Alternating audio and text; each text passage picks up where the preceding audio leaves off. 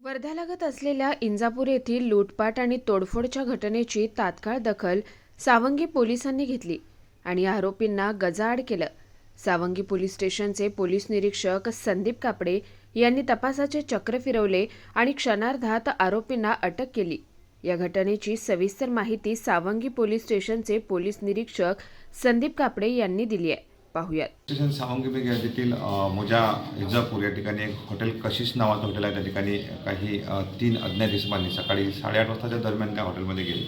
त्या ठिकाणी तिथं हजर असलेले जे वेटर साफसफाई कामगार त्या ठिकाणी होते त्यांच्याशी त्यांनी हुज्जतबाजी केली, त्यांना मारपीट केली, घातक शस्त्र त्यांना दाखवले आणि त्यांच्या काउंटरमधले काही पैसे हिसकून त्या ठिकाणून पळून गेले। पोलिसांना घटनेची माहिती प्राप्त झाल्यानंतर पोलिसांनी तात्काळ त्याची दखल घेऊन घटनेचे गांभीर्य ओळखून त्या ठिकाणी पोलीस स्टाफ स्वतः आम्ही त्या ठिकाणी हजर झालो। प्राप्त असलेले फुटेज आणि गोपनीय माहितीच्या आधारे आम्ही त्यांना शहर पोलिसांच्या मदतीने त्यांना सिटीमध्ये ताब्यात घेतलेले आहे। त्यापैकी 2 इसम आमच्या ताब्यात आहे। आम्ही तिघांना पण निष्पन्न केलेले आहे। त्यामध्ये मुख्य आरोपी नयन निंबाळकर, निखिल तुपट आणि नितेश रामटेगे राहणार सर्व वर्धा शहर फुलफाईल या ठिकाणचे आहेत। गुन्हा नोंद करण्याची प्रोसिजर चालू आहे आणि यांना अटक करून पुढील न्यायालयीन कोठडी या PCR घेण्याची तजवीज ठेवलेली आहे।